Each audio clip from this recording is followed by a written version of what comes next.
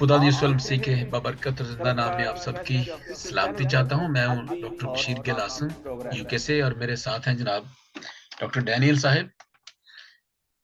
Doctor Daniel साहब का तारफ जो है वो वाकई बहुत लंबा है, किसी तारफ के मोहताज नहीं है।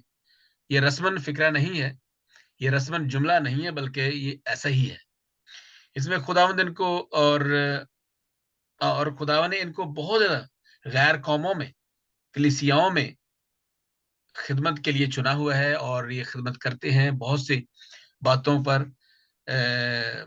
इनका अपना इनका नॉलेज है और एक्सपर्ट हैं, खासतौर पर अपोलोजेटिक्स, मसीही अपोलोजेटिक भी हैं।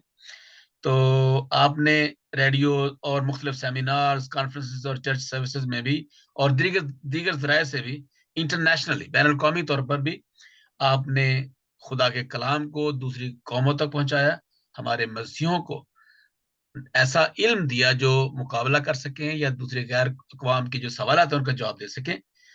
और मसीह तालीमात पर इनके shows, Daniel gospel network, Facebook पे आप देख सकते हैं। हमने इसको शेयर भी किया है, आप देख सकते हैं, और आप इनको फॉलो कर सकते हैं, सीख सकते हैं नई चीजें। क्योंकि चीजें जो हैं, जब तक हम उस शागिर्द रहते हैं तो सीखते हैं। अक्सर लोग हम ये है कि हम समझते हैं कि शायद हमें जान सब कुछ पता है, तो ऐसा नहीं होता। तो बहरहाल thank you so much doctor साहब, आपने वक्त दिया। आज फिर हम इसी तरह से होते रहेंगे।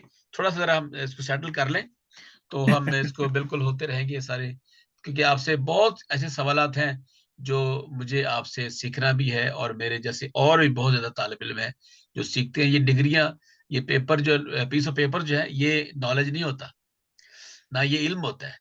ये एक सिर्फ एक हम कह सकते हैं कि आप किसी इदारे में जाते हैं तो आप एक दिखाते हैं सर्टिफिकेट कि मैंने ये किया हुआ है, वो दैट इज नेक्स्ट स्टेप कि आपके पास कितना नॉलेज है। तो thank you so much doctor साहब। आज हम बात करते हैं, चूंकि ये आज तो संडे है, और कलीसिया कैलेंडर के मुताबिक तो खुदा यीशु मसीह आज जी उठे हैं। और लेकिन आज हम बात करेंगे जो 7 कलिमात हैं। जैसे मुख्तलिफ शोरा हजरात के मुख्तलिफ मफक्रीन के हम बातें पढ़ते हैं, उनके मैक्सिम पढ़ते हैं, उनकी चीज़ें पढ़ते हैं, अकवाल पढ़ते हैं, हम उन्हें अकवाल ज़र्री कहते हैं। यहाँ पे यस्सु अल मसीह की जो बातें हैं वो, और जो उन्होंने सलीब पर कही, वो हमारे लिए बहुत ही अहमियत की हमल है। हम उनसे सीखते हैं, वो हमारे लिए मशले राह है, मीनारे नूर है। तो डॉक्टर साहब, बहुत लंबा तौर मैं नहीं करना चाहता, फिर बोर हो जाता है। तो पहला जो सवाल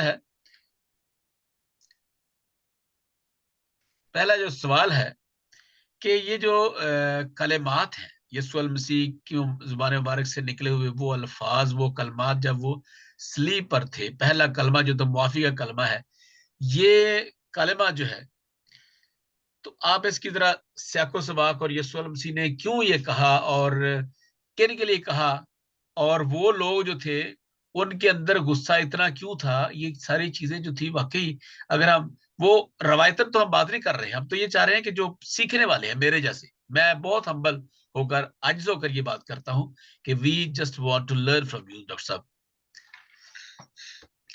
जी ये बहुत जो शुक्रिया। कौन से यस लोग थे, किनको ये सुमसी कह रहे थे कि इनको माफ कर, इनको माफ कर, क्योंकि ये नहीं जानते। पर्टिकुलरली वो लोग नहीं थे मेरे नजदीक कि जो मारने वाले थे, वो कुछ और पीछे तक जाते हैं। जी डॉक्टर साहब।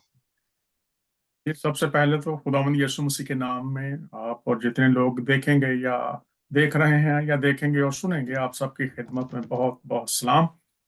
अब आपने जब 7 कलमात की बात की है, तो पहले तो आप ये बात याद रखिए कि जितने भी मज़ाहब के बानी हैं, यीशु मसीह भी उनमें से एक मजहब के बानी हैं। तो मज़ाहब के बानियों के जो अल्फाज हैं उनकी बहुत अहमियत होती है, और ख़ास तौर पर जो मज़ाहब के बानियों के आखिरी अल्फाज होते हैं उनकी अहमियत और ज़्यादा बढ़ जाती है कि वो जो ज़िंदगी का आखिर है उसमें इंसान हमेशा वो बातें करता है जो उस वक्त बहुत अहम हो कि कहीं रह ना जाएं, जी जी। वो कह ना पाए, लोगों तक ना पहुंचे। तो ये जो 7 कलमात हैं यीशु मसीह के, आपने सवाल किया पहले कलमे का, मुआफी का, तो اب بائبل یہ بیان کرتی ہے کہ خدا کوئی بھی کام کسی مقصد کے بغیر نہیں کرتا ڈاکٹر صاحب. پہلی بات یہ آپ جی جی دیکھیں کہ یسوع مسیح کے جو 7 کلمات ہیں، اگر آپ ان پر غور کریں گے تو ان کو سمجھنے کا طریقہ یہ ہے کہ پہلی بات جو معافی کی بات آپ نے کی، آپ نے کہا جی کون لوگ ہیں، پیچھے کون ہے. تو اس جی کے لیے 2 چیزیں سمجھ لیجئے. پہلے جی جی بات آپ کو بڑی آسانی سے سمجھ آ جائے گی. جی جی 2 طاقتیں ہیں دنیا میں، ایک نور کی بادشاہت ہے اور ایک تاریکی کی بادشاہت ہے. تاریکی کی بادشاہت شیطان کے اثر کے نیچے ہے، اور جی نور کی بادشاہت خدا تعالیٰ جو خالق خدا ہے، یہوہ ایلوہیم جس کا نام ہے، وہ نور کی بادشاہت کا بادشاہ ہے. اور یہاں پر جب ہم دیکھتے ہیں تو یسوع مسیح جب آئے تو جو آپ کا سوال ہے پیچھے کون ہے، ہوں تو لکھا ہے نور تاریکی میں چمکتا ہے، جی لیکن تاریکی نے اسے قبول نہ کیا کیونکہ ان کے کام برے تھے. جی اب اس تناظر میں آپ نے دیکھنا ہے کہ وہ لوگ جو تاریکی کی روح کے نیچے آ کر خدا کی نافرمانی کر رہے تھے، وہ یہ سمجھتے تھے، جیسے پالوس رسول سمجھتا تھا جب وہ کلیسیا کو ستاتا تھا، کہ وہ خدا کی پیروی کر رہا ہے. تو رومیو کا پہلا خط اگر آپ پڑھیں تو لکھا ہے کہ انہوں نے سچائی کو جھوٹ بنا ڈالا. تو لوگ جو سچائی جھوٹ میں کیسے بدلتی ہے یہ کبھی پھر میں آپ کو بتاؤں گا، لیکن یہاں یہ بتانا چاہتا ہوں آج کہ لکھا ہے انہوں نے سچائی کو جھوٹ بنا ڈالا. اس سے مراد یہ ہوتی ہے کہ جو خدا کی ذات ہے، خدا کے احکام ہیں، ان کی جگہ پر خدا کے متبادل کو لے آنا اور خدا کے احکام کی جگہ پر متبادل احکام لے آنا. تو یہ سمجھنے کے لیے ضروری ہے. تو اب آپ نے کہا جی یہ معافی کا معاملہ کہاں پر چل رہا ہے، تو یہ معافی کا معاملہ ان لوگوں کے لیے تھا جو تاریکی کی قوت کے اثر کے نیچے نہ چاہتے ہوئے بھی استعمال ہو رہے ہیں. جی تو جی خداوند یسوع مسیح کہہ رہے ہیں کہ ان کو معاف کر. شیطان تو معافی مانگتا ہی نہیں، نہ اس نے معافی مانگنی ہے، کیونکہ وہ تو غرور کے اندر موو کرتا ہے، وہ خدا کے برابر یا خدا سے اوپر جانے کی بات کرتا ہے. تو جو لوگ ڈسیوڈ تھے، یہ یاد رکھیے، اور سارے شیطان کے اثر کے نیچے استعمال ہو رہے تھے، ان لوگوں کے لیے خداوند کہتے ہیں کہ یہ نہیں جانتے چونکہ انہوں نے جھوٹ کو، شیطان کو کیا کہا گیا ڈاکٹر صاحب، یہ جھوٹوں کا باپ باپ ہے اور جی یہ تاریکی کا حاکم ہے. تو جو لوگ استعمال ہو رہے ہیں شیطان کے لیے، یسوع مسیح ان سب کو کہتے ہیں کہ اے باپ ان کو معاف کر. تو یہ ہے بات اصل جو سمجھنے کی ہے. اب اگلی بات میں اس کے ساتھ یہ کر دوں، 7 کلمات کی جو بات آپ کر رہے ہیں، اب میں اس کا جو پس منظر ہے وہ ذرا آپ کو بتا دوں. ہاں جی وہ یہ ہے کہ یسوع مسیح ایک مقصد کو پورا کرنے کے لیے آئے تھے، اور یہ جو 7 کلمات ہیں وہ اس بات کی نشاندہی کرتے ہیں کہ یسوع مسیح نے آسمان نے جو ذمہ داریاں دی تھی ڈاکٹر صاحب، ان کو انہوں نے پورا کر دیا ہے. جی اور جو زمین پر ان کی ذمہ داریاں تھی، جب وہ یوحنا کو کہتے ہیں کہ مقدسہ مریم کے بارے میں کہ اب یہ تیری ماں ہے، تجھے اس کو ٹیک کیئر کرنا ہے. تو اس کو یاد رکھیے، 2 اہم باتیں ہیں ان کلمات میں. ایک تو یہ ہے کہ انہوں نے جو ذمہ داری آسمان نے دے کر بھیجا تھا اس کو پورا کیا ہے ان کلموں کی روشنی میں. جی پھر جو زمین پر ان کی ذمہ داری تھی اس کو پورا کیا ہے انہوں نے. اب آپ کو اس کی بات کی سمجھ کیسے آئے گی؟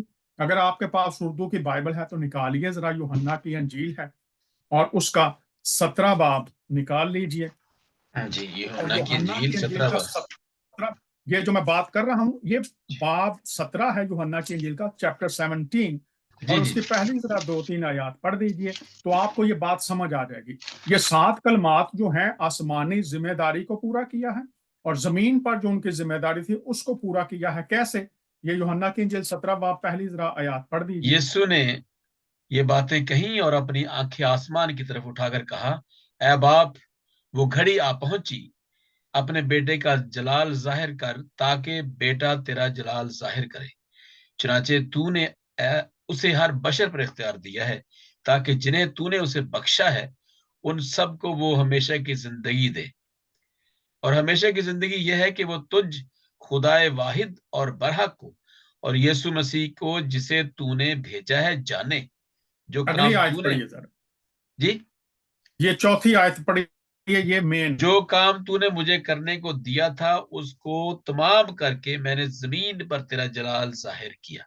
جی ڈاکٹر صاحب دیکھیے کیا لکھا ہے، جو کام تو نے مجھے کرنے کو دیا تھا زمین پر میں نے اس کو پورا کر دیا.